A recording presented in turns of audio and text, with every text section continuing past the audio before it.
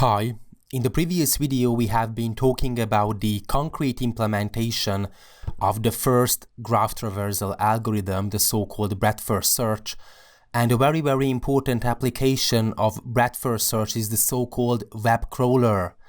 So basically we are able to construct a graph-like structure, a network, from the URLs or the websites. For example, we have google.com, apple.com, nasdaq.com, tesla.com, oracle.com, and they have some relationships between each other. Let's see a concrete example. For example, we have the bbc.com, and if you right click on the page, and you will have some option that see the source code of the page. Okay, the language is Hungarian in my operating system, but you will have some option that see the source code, and you will have the HTML and CSS and JavaScript related code behind the website. And you are going to have several http://, so you are going to have several references to other websites as well. So for example, I'm going to search for, let's see, for example, this www.bbc.com. If you click on that, it's going to navigate you to another website. If you right click and see the source code again, then maybe you are able to find another link, another website. For example, I'm going to search for another website, and basically that's what we are going to implement to be able to do it with the help of Java. And as you can see, there's a reference to the facebook.com. So if you click it, it's going to navigate you to the Facebook. So this is why I said that there can be a network constructed out of these websites, because we can get from google.com, for example, to Tesla or oracle.com. So we are able to construct a directed graph-like structure out of the web or the internet, and basically it can prove to be very important. So the whole internet can be represented by a directed graph or network, and the vertices are the domains or URLs or websites, and the edges basically the connections.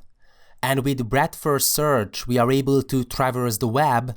This is called a web crawler that can hop from URL to URL and can observe the features of the network. For example, the topology of the network, the degree distributions, and so on.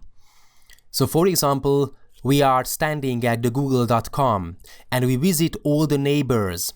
Okay, you may pose the questions that what does it mean that neighbors?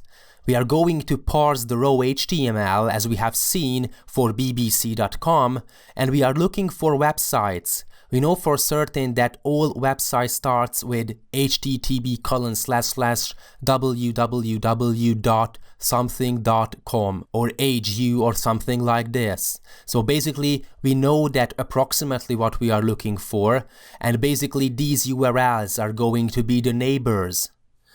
Okay, so if we are standing at google.com, we can come to the conclusion that it has three neighbors, the tesla.com, the nasdaq.com, and the apple.com, according to our illustration.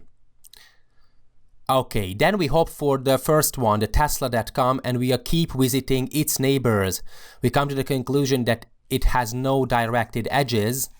So we hop to the next one, it is the nasdaq.com, it has no directed edges going out from this website. So we hop to the last one, the apple.com, it has two edges, one pointing to the nasdaq.com that we have already visited, and the second one is the oracle.com.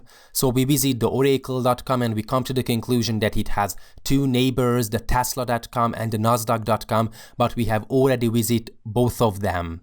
So basically this is how a web crawler works. It's going to hop from vertex to vertex, but in this situation the vertex is going to be a website, a URL. And this kind of web crawler that traverses the web can acquire very important parameters of the web. For example, what's the frequently visited websites? What are the websites that are important in the network as a whole? And basically this is why Barabási model came to be. Barabási Albert László is a Hungarian physicist, and he came up with the complex network theory. And he came to the conclusion that sometimes it is extremely useful to monitor or study complex networks because it can contain useful information. For example, about social networks such as Facebook or Twitter. We would like to pose the question that who is the most popular person in a group of people, or who is the most important software engineer in a company. And basically these questions can be answered with the help of the study of complex networks. And basically we can use a web crawler in order to monitor the network, the internet, the World Wide Web, in order to gain useful informations for Facebook, Twitter, or whatever we would like to use it. Thanks for watching.